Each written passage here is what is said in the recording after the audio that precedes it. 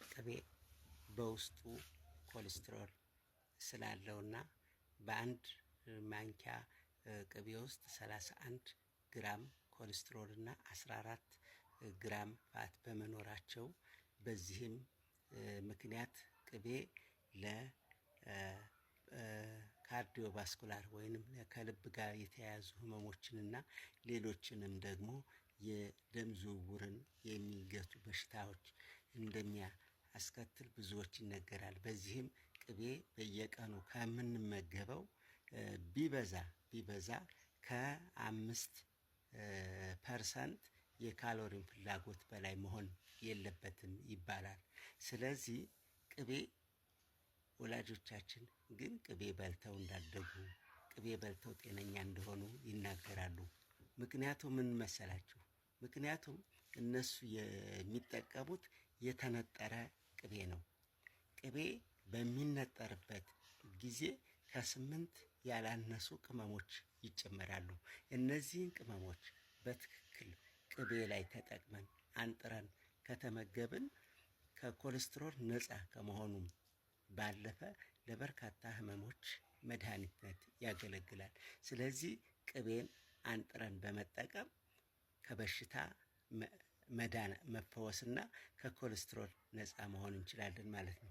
ስለዚህ ቅቤን ለማንጠር የምንጠቀምባቸው ቅመሞችም ኮረሪማ፣ በሶብላ፣ ቀረፋ፣ ቅርንፉድ፣ እርድ፣ ኮሰረት፣ አርቲ ወይንም ነጨሬ እና ነጭ ሽንኩርት ናቸው። እነዚህን በትክክል ከተጠቀም ቅቤ ከኮሌስትሮል ነፃ ይሆናል። ስለዚህ ከታች የሚገኘው ዝቃጭ ኮሌስትሮል ነው ማለት ነው። አዳመጣችሁት አይደል? ቅቤ ማንጠር የኢትዮጵያውያን ባህል ነው። ከኮሌስትሮል ነፃ መሆን በየትም ሀገር በሌላ ሀገር የለም፣ የእናቶቻችን ባህል ነው። ስለዚህ ትምህርቱንም የምንማረው ከወላጆቻችን ነው።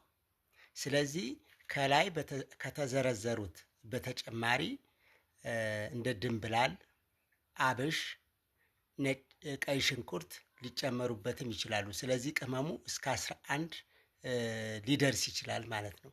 ብዙውን ጊዜ የማይጨመረውና እንደው አንዳንድ ጊዜ ለሽታ ብቻ ከጎኑም የሚቀመጠው ነጨሬ ወይም አርቲ ነው። እሱ ላይጨመር ይችላል። እንደውም ብዙ ጊዜ አይጨመርም፣ ሽታም የተለየም አልካሎይድስም ስላለው በውስጡ ማለት ነው። ስለዚህ ቅቤ የሚነጠርበት ምክንያት በዋናነት ኮሌስትሮሉን ለማስወገድና የኢትዮጵያዊ ባህልም ስለሆነ ነው። እኔ ገጠር ነው ያደግኩት።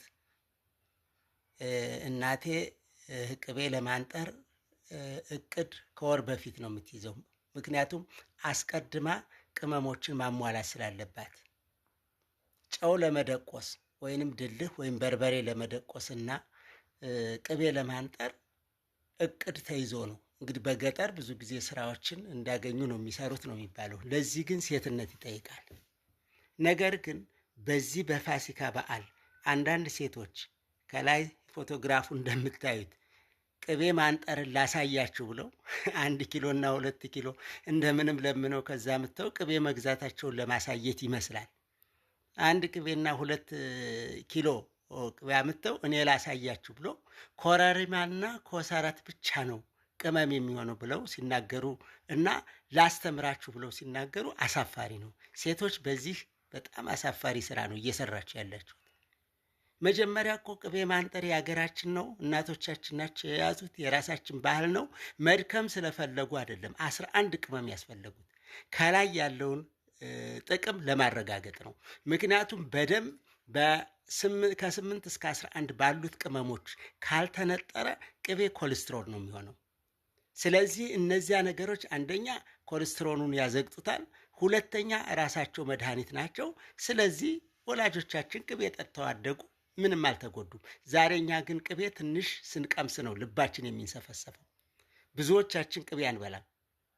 የማንበላበት ምክንያት ስለማንችለው ነው። ምክንያቱም በደንብ ስለማይነጠር ነው፣ ኮሌስትሮል ስለሆነ ነው ውስጡ ላይ ያለው። ስለዚህ እናስተምር እያላችሁ በዚህ ፋሲካ ስትናገሩ የነበራችሁ ሴቶች ብትጠነቀቁ ነው የሚሻላችሁ። በጭራሽ የማታውቁትን ሴትነት ነው እየተናገራችሁ ያላችሁት። የማታውቁትን ሴትነት ለመናገር አትሞክሩ። በቃ እኔ የመሰለኝ እንዳውም ብዙዎቻችሁ ቅቤ በጣም ስለተወደደ አብዛኛው የኢትዮጵያ ሕዝብ መብላት ስላልቻለ እናንተ አቅም ኑሯችሁ ስለገዛችሁ በቃ መግዛታችሁን ለመናገር ይመስለኛል።